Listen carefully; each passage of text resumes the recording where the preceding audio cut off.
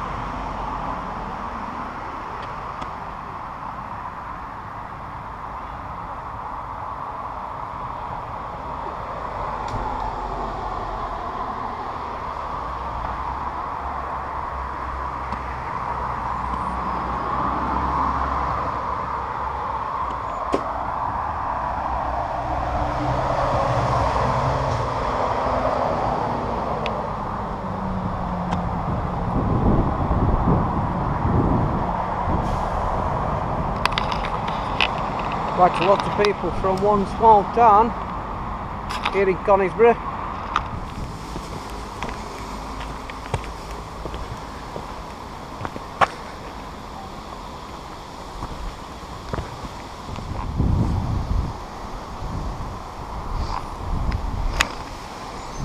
Conisbrough Castle is one of South Yorkshire's most striking landmarks. The castle was the centre of a great Norman lordship given by William the Conqueror to William de Warenne. The keep was probably built in the 1170s or 1180s, escaping damage in the Civil War. It became a picturesque ruin in the 18th and 19th centuries and inspired by Sir Walter Scott's famous novel Ivanhoe, published in 1819. Conisbrough comes from the Anglo-Saxon word for Singebirth, meaning the king's borough. Little is known of the site before the Norman conquest, but Conisbrough town was certainly important long before then. A major Anglican church, now the Church of St. Peter, stood here probably as early as the 8th century and is the oldest standing building in South Yorkshire.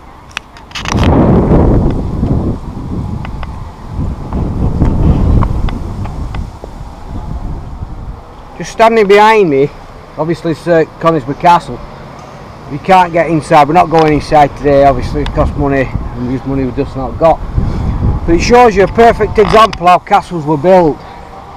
As you can see inside, it was made rough. They built the walls at first all rough, like that, all higgledy as I call it.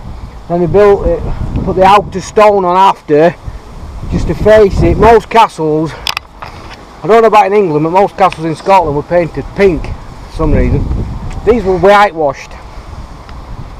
So this is absolutely a perfect example, and you can actually see bullet holes. I presume that was from the Civil War. Obviously that's not medieval. But up there, peppered on the side of the wall, the outer wall is bullet holes. Amazing.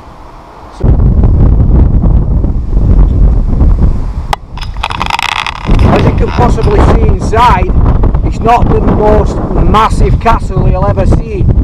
This one was most important for this region in the north. It was built as obviously to guard the north. When they had the harrying of the north, when the Normans sent their knights north to conquest this northern area, because obviously there were still Saxon sympathisers, this place was built. Before that, there was a wooden structure built here by the Saxons. Then the Normans built this one. A massive, impressive structure, and you can see inside. If I remember right, the area over there is the kitchens. Over that direction? Yeah, the bit from the keep down towards us is the kitchen area. Where the little bird was? Yeah. I'm not sure about this bit, but... So that far end over there you're saying was the kitchens? Yeah.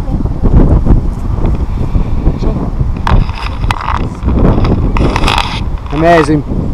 You can see the thickness of the walls as well.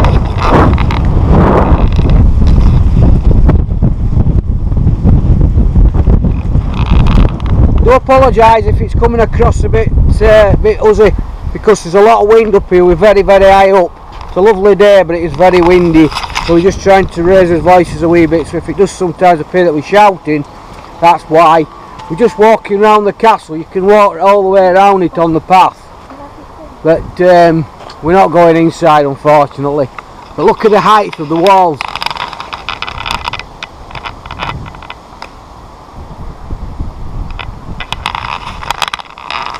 If you're going to take this place, you'd have to have some seriously long ladders.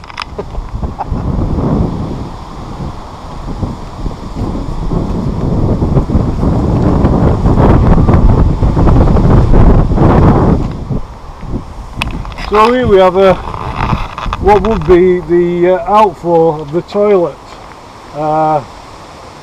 further up. So there would be a seat or something there, and just drop in here, come down here and flow down into the to the bottom. So basically that is a medieval version of a toilet. The back of me, we now approach the keep. The keep here at Conisbrough is actually like looking up at what it would have looked like back in the 12th century when it was built. It's one of the most complete keeps here in Britain, outside of London, which is obviously the Tower of London. Look at this for an impressive structure. This is what you would have been looking at back in the 12th century. It hasn't been demolished, it hasn't been changed.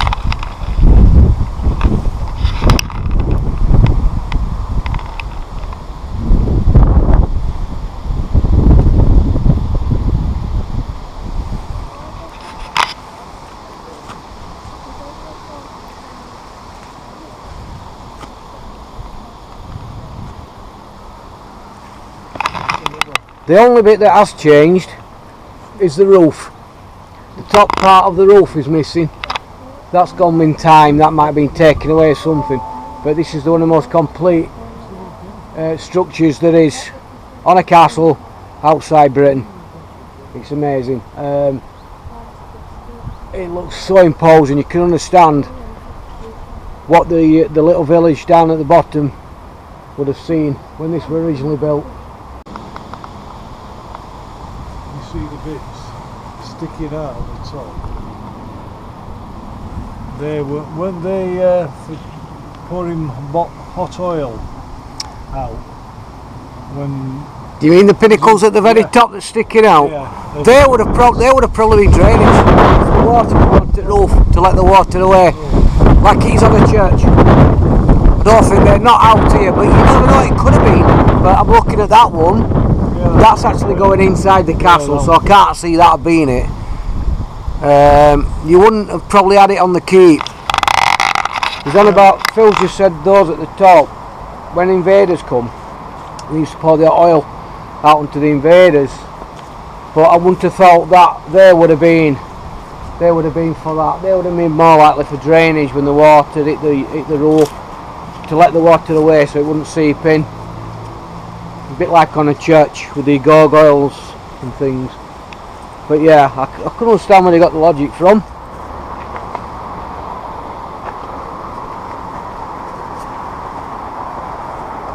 You can see how high up we are.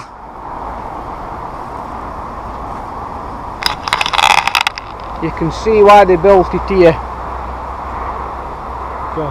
And you've got the first line of defence, which is that ridge there. So they'd have to scramble up that. Because that would probably carry on. Yeah, where that tree is, just at the bottom, there's like a line of defence there, and then obviously the moat at the bottom. Yeah. And then they've got to scramble up, obviously, to even attempt to get at the walls, and there'd be arrows and stuff flying down on. So pretty hard task to get up here. Conisbrough Castle was never officially taken by force. It's now laid in ruins. It was considered too weak for the parliamentarians? Yes. For the parliamentarians to use in the Civil War, because it was so old. It was one of the oldest castles there is. It collapsed on the, I'd say this was the east side. Yeah. On the east side of the castle it collapsed due to subsidence, which is this part here. I'm just trying to get this kid out of shot. I don't want to get this child in shot.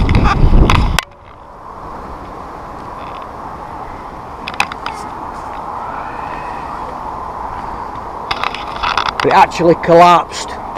But like I said, it was considered too weak a structure, so it was never fired upon with cannon. Which is luckily that saved this castle to what it is today, which we can actually visit for a small fee, or do what we're doing, just walk around the outside of it and admire it from on the main road as you're driving through. The stone castle was built in the 1200s. Like I said before, it was a wooden structure before this. So yeah, what an impressive place. I'm so glad it was never taken by force, because if this were used in Civil War, you wouldn't see anything. It'd be like Wakefield, just a couple of stones, and that'd have been it. I'd like to thank English Heritage for keeping this site in such pristine condition and keeping it open for visitors like ourselves and the majority of people that come. So I'm going to thank English Heritage for that. I think they've done a marvellous job of these places. If it wasn't for such as English Heritage, what's the other one? National Trust. And places, these places they still wouldn't be standing. They'd been knocked down years and years and years ago. Because if you're not into historical facts, places, historical artifacts, they're just buildings to most people, and you know what people are like. They would have had these places demolished. Houses would have been built on top of it. So thank you English Heritage, and thank you National Trust. Thank you.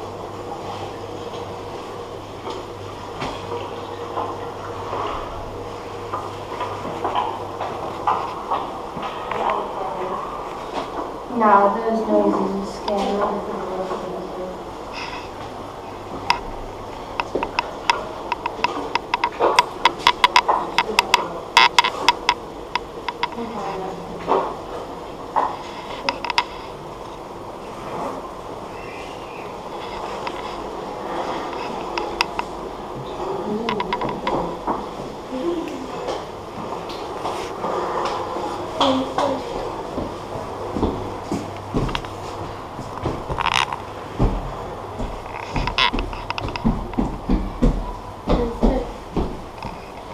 What's that? Oh, it's still no problem. It's fine.